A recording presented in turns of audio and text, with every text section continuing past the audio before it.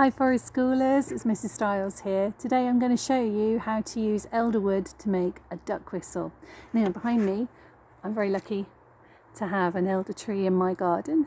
In May-June time, the elder is in bloom and you can use the flowers to make elderflower syrup, elderflower cordial and some other things as well. So this time of year the wood is also useful for duck whistles, so I'm going to use my trusty secateurs to just go and harvest a piece.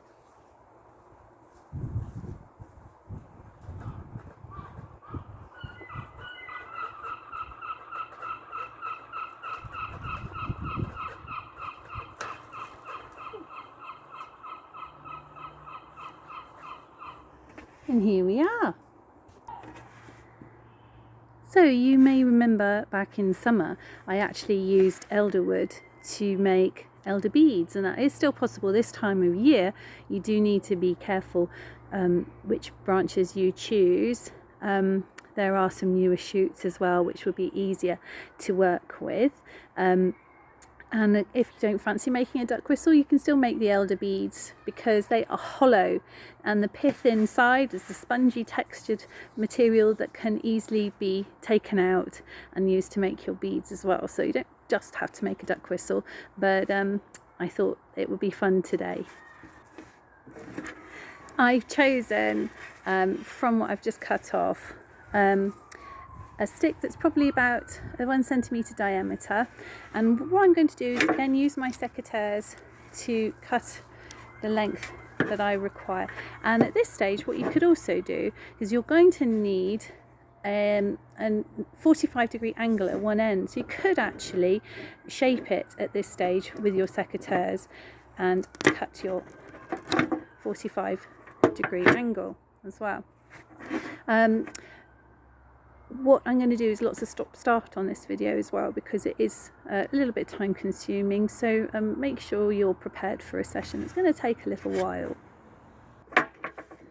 So the other things you're going to need for this activity are some tape, sellotape or masking tape, a pen, some thin card, and either, depending what you have access to, I have a sheath knife here, or you could use a potato peeler, or what I'm going to be using today is my pocket knife as well.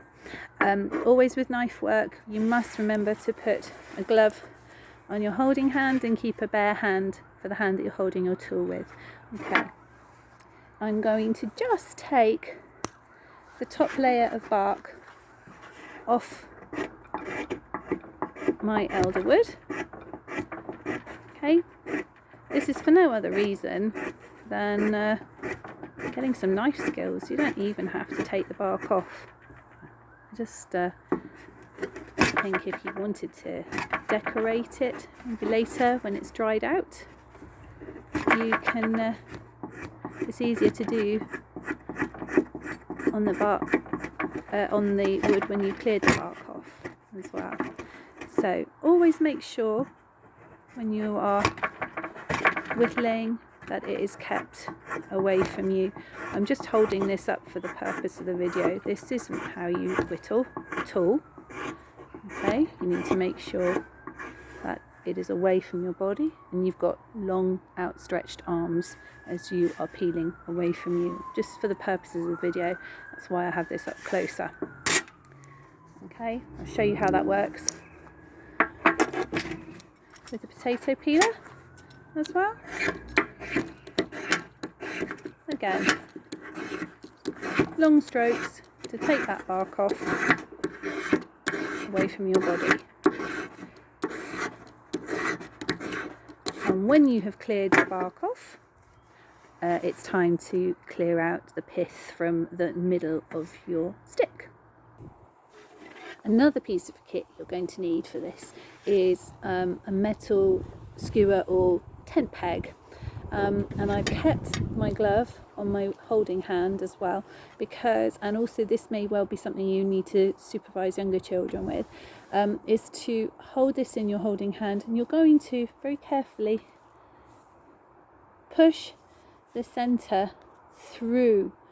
Okay, so it's very important to hold the length of this as well. We're not going to jab any of these sharp objects into our hands. So the action is sideways, turning it back on itself, backwards and forwards, until you are satisfied that you have cleared the centre and you have got a good hollow space through your stick. So we've got a clear tube now with our elder stick, and this is the science. So what we're going to do is you need to take your thin card and the angled end of your stick. And you're going to pop it down on your piece of paper, and what you're going to do is you're going to draw around the end as accurately as you can until you get to where this is coming up. This is where you draw some long lines up, and it looks like sort of a spoon, an open-ended spoon. So this is going to be the end that goes over the hole, okay? And you're going to cut that out. All will become clear. This is our reed, so this is what's going to help create the sound. We've got the vibrations, hopefully with the air travelling through the tube, that make the sound. Okay, and so I'm just going to place this over the end, a little bit fiddly, and bend the top of the spoon shape along the top, so it looks like that.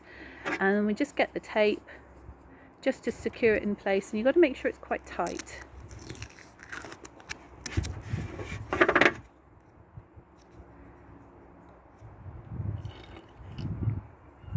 And what I'm also going to do before I stick it down is I'm just going to bend it so we've got a hinge. I made these last week with year 4 and year 6, and they loved it, and there was a bit of a competition to see who could actually make theirs work, because this last bit is sometimes the trickiest bit, and I think the hinge is the important part. Okay, insert duck sound here. So mouth over this flat end. Oh, fingers crossed. Quack, quack, quack, quack. Can you hear that?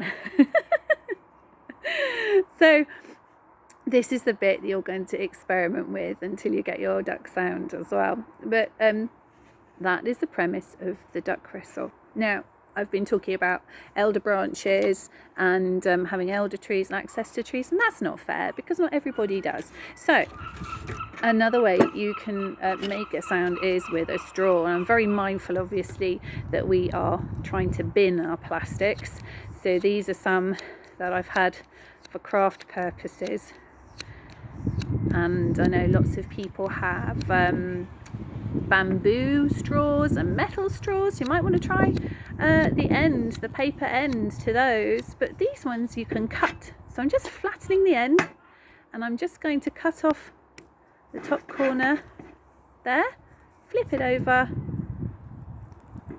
and the top corner there, so we've got a V shape, pointy bit. Now this is the end that you put in your mouth.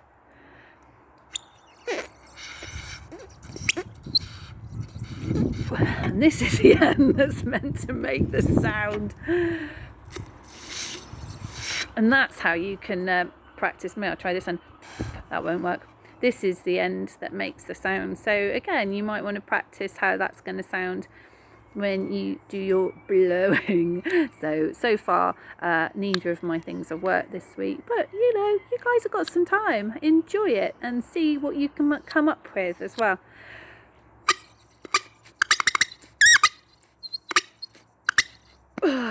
Oh, I'm out of puff. Have a lovely day, and do let us know how you get on. Bye.